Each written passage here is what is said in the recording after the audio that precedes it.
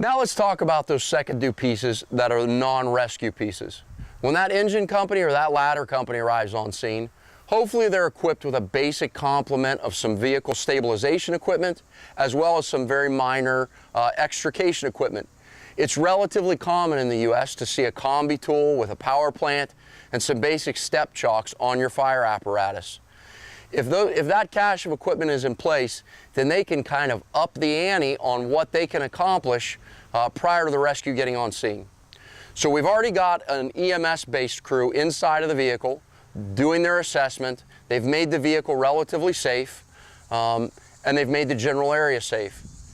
Those second due pieces want to focus initially on vehicle stabilization. So we're going to look for 4 points of contact.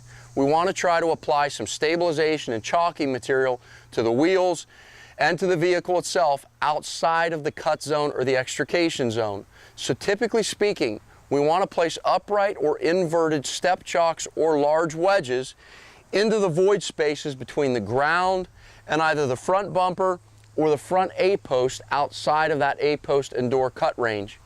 We also want to do the same thing at the C-post area or that rear pillar area of that opening door or the rear bumper area.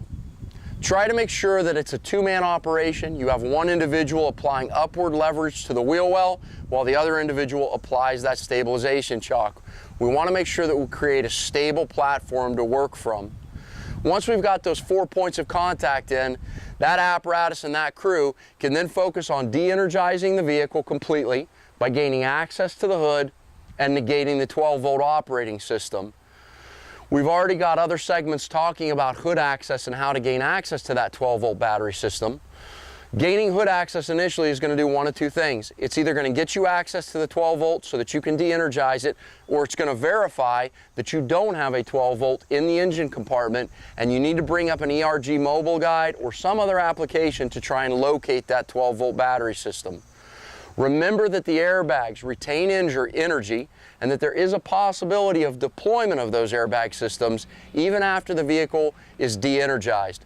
So use caution in all of those primary airbag locations.